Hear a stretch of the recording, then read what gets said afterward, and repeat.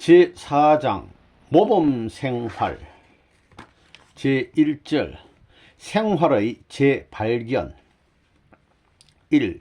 어떻게 생활해야 되느냐? 우리가 일생을 살아가려면 프로그램을 짜야 됩니다. 그저 맹목적으로 살아서는 안 되는 것입니다. 복귀 섭리도 맹목적으로 이루어지는 것이 아닙니다. 오늘 선생님이 40년 동안 걸어나온 것도 전부 계획적입니다. 집을 지을 때 설계도가 있는 것과 마찬가지로 설계도가 있어가지고 그 설계도에 딱 맞아 떨어져야 합니다. 자기만 됐다 해서는 안 됩니다. 사람이 죽고 난 후에는 반드시 그 사람이 사는 동안에 잘 살았느냐 못 살았느냐 하는 두 가지 가운데 하나로 귀결됩니다. 그 사람이 잘 살고 갔느냐 못 살고 갔느냐 하는 그 둘 중 어느 한편으로 결정을 지어놓고 간다는 것입니다. 잘 살고 갔다 하게 되면 그 사람은 선한 사람이라는 말이요, 못 살고 갔다 할 때는 악한 사람이라는 말입니다. 그러면 잘 살았다고 하는 기준은 무엇이고 못 살았다고 하는 기준은 무엇이냐? 우리는 생애를 걸고 잘 살고 못 사는 것을 결정하는 생활을 해 나가고 있습니다. 그러나 인간이면 누구나 다 잘 살기를 바라지 못 살기를 바라는 사람은 없는 것입니다. 지금 세상을 보면 외적인 면을 보고 잘 살고 못 살고를 판단합니다. 보통 잘 사는 사람이라고 하게 되면 집을 갖고 있고 돈량이나 가지고 있고 남편과 아들, 딸과 함께 자기가 하고자 하는 일을 하는데 지장을 받지 않을 만한 환경을 갖추어 놓고 남 부럽지 않게 사는 사람을 말합니다. 일반적으로 그렇다는 것입니다. 그러나 환경적으로 아무리 잘 산다는 말을 들으면서 생활한다 하더라도 스스로 내가 과연 참된 생활을 하고 내가 과연 선한 생활을 하고 있느냐 하고 묻게 될 때 자신을 갖고 나는 참되게 살고 있다고 할 수 있는 사람은 그리 많지 않다는 것입니다. 남녀노소를 막론하고 어느 누구나 하나같이 참되게 살기를 바라고 있는데 참되게 살고 있는 사람은 많지 않습니다. 이렇게 참되게 살기를 원하고 있지만 참되게 살 수 없도록 되어 있는 환경에서 살고 있는 존재가 바로 우리 인간입니다. 대다수의 인간이 살고 보니 후회의 결말에 부딪히게 되고 일생을 헛살았다고 탄식하게 된다는 것입니다. 이런 것이 오늘날 우리 인간들의 생활상입니다. 생활에 패하는 사람은 신앙의 길에서도 패배자가 되기 쉽습니다. 생활 환경에서 사탄과 하나님이 나를 놓고 서로 빼앗는 싸움을 하고 있습니다. 하나님과 사탄은 영계에서 분별하는 것이 아니라 생활에서 분별합니다. 양심과 육심을 놓고 분별합니다. 양심에 가까우면 하나님 편이요, 육심에 가까우면 사탄 편입니다. 손과 손이 마주보게 되면 그 모양은 같습니다. 그러나 한 손은 오른쪽이요, 또 한 손은 왼쪽입니다. 이렇게 보면 같은 것 같지만 서로 다릅니다. 따라서 오른쪽 왼쪽을 분별해서 어느 것이 앞에 가는 것이고 어느 것이 따라가는 것이냐 하는 문제를 우리는 확실히 알아야 된다는 것입니다. 요즘 보니까 원리는 원리대로 돌아가고 여러분은 여러분대로 돌아가고 또 교회는 교회대로 돌아가고 있습니다. 나는 그렇게 느꼈습니다. 원리를 배웠으면 배운 대로 그 원리 위에 서야 할 텐데 원리 위에 여러분과 교회가 서 있지 않고 전부 따로따로입니다. 이래가지고는 큰일 납니다. 이러다간 10년 공부 나무 아미타불이라는 말처럼 모든 것이 허사로 끝날 것입니다. 이 우리가 가져야 할 생활의식, 선생님이 지금까지 여러분에게 강조한 것이 무엇이냐? 지난날 막연하게 살아온 생활을 청산하고 이제부터는 구체적으로 살아야 한다는 것입니다. 개인의 생활을 어떻게 하느냐 하는 것을 확실히 규명해야 하고 또 가정의 생활은 어떻게 하느냐 하는 것도 확실히 규명해야 합니다. 최후에 남을 것은 뭐냐? 인간들이 구상했던 철학도 아니요, 그 어떤 인생관도 아닙니다. 하나님 플러스 인간, 신인 생활관입니다. 인생관도 마찬가지로 신인 인생관, 세계관도 신인 세계관입니다. 그것이 막연하게 하나님을 알 수 있는 정도가 아니라 하나님과 사람이 영원히 떨어질래야 떨어질 수 없는 자리입니다. 왜 그러냐? 본래 하나님과 사람은 떨어질 수 없는 자리에서 떨어졌기 때문에 그 이상의 자리에 도달해야 합니다. 그런 자리에서 신인이 하나된 생활적인 무대, 세계적인 무대를 요구하고 나서야 하는 것입니다. 통일교회 교인들은 밤이나 낮이나 언제 어디를 가든 선생님과 보조를 맞추어야 됩니다. 지금까지 선생님은 이 머리 가지고 살아온 것이 아닙니다. 하나님과 보조를 맞추면서 모든 생명을 다 투입하며 살아온 것입니다. 이제는 하나님과 선생님 그리고 여러분이 일치되어야 합니다. 보조를 맞춰야 된다는 것입니다. 여기에 생사가 달려 있기에 삼자가 하나 되어야 하는 것입니다. 다시 말하면 삼자가 일치되는 점에 생명의 부활권이 있다는 것입니다. 그 점이 하나님과 선생님이 하나 되고 선생님과 여러분이 하나 될 수 있는 연결점입니다. 거기서 일심통일이 벌어지는 것입니다. 그렇기 때문에 여러분은 뜻과 일치된 생활을 해야 합니다. 동기와 목적에 일치되고 주체와 일치되어야 한다는 걸 언제나 생각해야 됩니다. 주체와 대상의 관계가 확정되고 방향성이 확정되고 그 다음엔 목적성이 뚜렷해야 됩니다.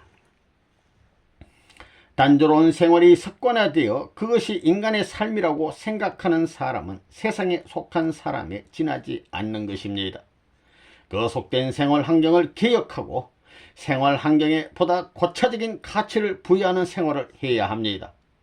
그래야만 악한 세상에서 선한 입장으로 돌아갈 수 있는 것입니다. 외적인 생활을 지배하지 못하는 사람은 신앙인이라고 할 수 없습니다. 하늘의 사람이라고 할 수 없다는 것입니다. 그렇기 때문에 사람은 수양이 필요합니다. 활동하는 것만으로는 안 됩니다. 활동하다가 조용히 앉아가지고 위아래를 품고 좌우를 품고 맞출 수 있는 생활을 해야 된다는 것입니다. 그래 놓으면 틀림없이 사랑은 본질적 기준을 중심 삼아 가지고 반드시 종적 축의 자리에 머문다 이겁니다. 3. 체질화되어야 할 생활 방식. 1. 하나님을 중심한 생활. 모든 종교에서는 함부로 보지 말고 함부로 듣지 말고 함부로 말하거나 사물을 함부로 대하지 말라고 합니다. 그러니까 보는 것도 듣는 것도 말하는 것도 느끼는 것도 사랑하는 것도 전부 다 하나님을 중심 삼고 행해야지 자기 중심 삼고 행하면 안 된다 그 말입니다. 우리가 말을 하고 보고 느끼고 또 체감하는 일체가 하나님과 인연되지 않는 것이 없습니다. 하루 24시간의 생활권 내에서 내가 무엇을 위해서 보고 들을 것이냐? 하나님을 위해서입니다. 하나님을 위해 보고 들어야 되는 것입니다. 또한 느끼는 것도 하나님을 위해 느껴야 합니다. 우리가 지상에서 생활하고 있지만 천상세계의 생활과 연결시켜 생활해야 합니다. 밥을 먹을 때도 아버님 먼저 드시옵소서 해야 합니다. 좋은 음식을 먹거나 좋은 옷을 입을 때는 그냥 먹고 입어서는 안 됩니다. 가장 좋은 것은 하나님께 먼저 돌려드려야 됩니다. 길을 걸을 때도 오른편에는 아버지를 왼편에는 어머니를 모시고 가야 됩니다. 누구를 위해서 먹겠다는 것이냐? 하나님을 위해 먹겠다는 것이냐? 나를 위해서 먹겠다는 것이냐? 하나님을 위해 먹겠다고 생각해야 됩니다. 그게 어떻게 돼서 하나님을 위해 먹느냐? 그것은 내가 하나님을 모신 성전이기 때문입니다. 하나님의 완전한 성전을 내가 만들어야 되겠다 이겁니다. 그래서 배가 고플 때는 속에 있는 하나님이 밥을 먹자고 한다 이렇게 생각하라는 것입니다. 그렇게 밥을 먹으면 그 밥은 거룩한 밥이라는 것입니다. 밥이 밥님이 되는 것입니다. 변소에 갈 때는 어떻게 생각해야 되느냐? 마찬가지입니다. 이 성전에 지장을 주겠으니까 하나님이 가라사대 변속하라고 한다. 이렇게 생각하라는 것입니다. 겁니다. 숨 쉬는 것도 듣는 것도 보는 것도 만지는 것도 전부 나 혼자 한다고 생각하지 말라는 것입니다. 사람을 대하더라도 사탄 세계를 대하더라도 하나님이 사람을 대한다고 생각하라 이겁니다. 말을 하더라도 하나님이 말한다고 생각해야 됩니다. 본래 그렇게 완전히 하나님과 하나 된 후에는 나 중심 삼고 살고 나 중심 삼고 생각하고 나 중심 삼고 사랑하는 것이 원칙입니다. 그때는 자기를 중심 삼고 생각하고 자기를 중심 삼고 사랑해도 그것은 하나님을 중심 삼은 생각이 되고 하나님 중심 삼고 사랑하는 것이 됩니다. 그것이 원칙이라는 것입니다. 주체와 대상의 관계를 틀림없이 알았다 할진대 전폭적으로 주체를 위하는 생활이 되어야 합니다. 보는 것도 그렇고 듣는 것도 그렇고 또 먹는 것도 그렇습니다. 밥을 먹을 때도 아이 맛있다 아이 맛있다 이렇게 먹는 것 자기를 위해서 먹는 것이지만 주체를 위해서 먹으면 참 고맙기도 하지 그러는 것입니다. 이러한 환경에 나를 데려다 줬기 때문에 오늘 이와 같은 자리에서 밥을 먹는구나 하게 되면 혼자 먹는 것이 아니라는 것입니다. 그것은 주체를 위해 먹는 것입니다. 잠을 자는 것도 그렇습니다. 내가 잘나서 이런 자리에서 잠을 자지 그러는 것이 아닙니다. 대상의 자리에서 하나님을 모시는 사람은 불평이 있을 수 없는 것입니다. 그렇기 때문에 신앙길에서는 불평을 허락하지 않습니다. 감사만이 있어야 되는 것입니다. 하나님은 언제나 주체로 계시기 때문에 주체와 상관된 운명을 이탈하는 생활의 법도 생활의 형태는 있을 수 없습니다.